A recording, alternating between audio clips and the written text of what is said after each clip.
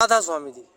आज के सत्संग की वीडियो हम जानेंगे कि भजन या ध्यान हम करते हैं, क्या हमें अंतर में कोई ध्वनि सुनाई देती है, उस ध्वनि को क्या कहते हैं और कितना महत्व उस ध्वनि का। तो वीडियो आगे शुरू करते हैं। संतों के अभ्यास का तीसरा अंग भजन अर्थात अंतर में शब्द धुन को सुनना है।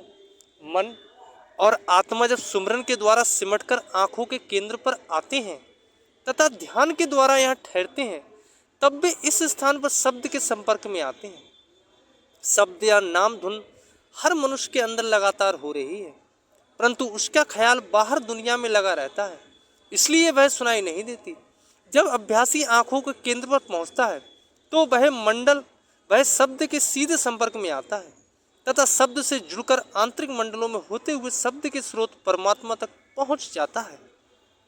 यद्यपि शब्द की पूरी शक्ति और मिठास का अनुभव अंदर जाने पर ही होता है। सतगुरु से दीक्षित शिष्य अपने अभ्यास की शुरुआत में ही शब्द को सुनना शुरू कर देते हैं। पूरे गुरु जो शब्द के ही रूप होते हैं, शिष्य की आत्मा को नामदान के समय शब्द के साथ जोड़ देते हैं।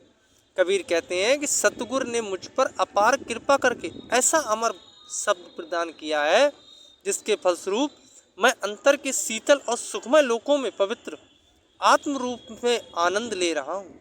सतगुरु मोहे निवाजिया दीन ही अमर बोल और शीतल छाया सुगम फल हंसा करे कलोल।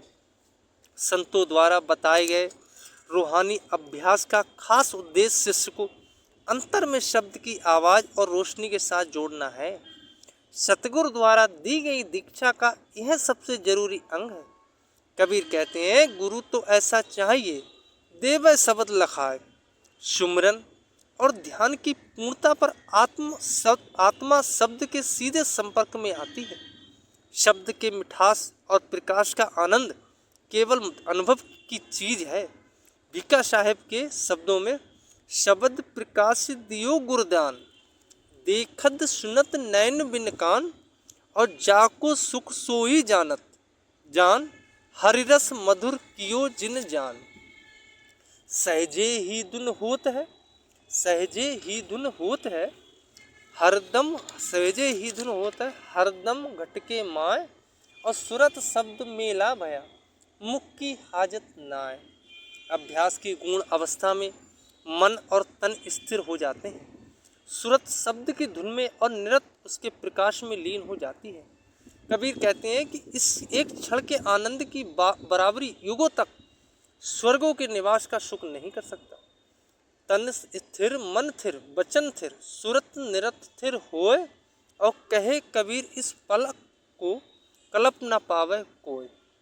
अभ्यास में एकाग्रता की सर्वोच्च अवस्था प्राप्त होने पर जवानी सुमरन अथवा अजपा सुमरन अर्थात मन के अंदर अपने आप होने वाले जप बंद हो जाते हैं। इस अवस्था में अभ्यासी के लिए अनहद शब्द भी समाप्त हो जाता है, क्योंकि उसकी आत्मा शब्द में लीन होकर शब्द का ही रूप हो जाती है। बूंद समुद्र बन जाती है। जब इस प्रकार सुरत अथवा आत्मा शब्द में समा जाती है तो वह काल की सीमा से परे हो जाती है। कबीर कहते हैं, जाप मरे अजपा मरे, अनहद भी मार जाए, और सुरत समानी शब्द में तहे काल नहीं खाए। नाम या शब्द के अभ्यास से मन पवित्र होता है और अभ्यासी के आंतरिक मार्ग की बाधाएं नष्ट हो जाती हैं।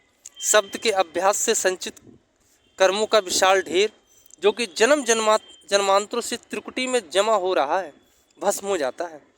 कबीर, सतगुरु नाम से कोट बिघन टर जाए, और राई सामान बसंदरा केता काठ जराए। विश्वास के साथ किया गया सच्चे नाम का अभ्यास सब भ्रमों और कर्मों के बंधनों को दूर करता है। सतगुरु ऐसे अभ्यासी की सब कामनाएं पूरी करते हैं। कबीर, सतनाम विश्वास करम भरम सब पर हरे, और सतगुरु पूर्वे आस जो निराशा आशा करे। आज की यह सत्संग की छोटी सी वीडियो यहाँ पर ही समाप्त होती है। सारे सत्संगी भाइयों से पुनः निवेदन है कि सत्संग की वीडियो अगर पसंद आई हो तो वीडियो को लाइक करें, चैनल को सब्सक्राइब करें और वीडियो अधिक से अधिक शेयर करें। राधा स्वामी जी।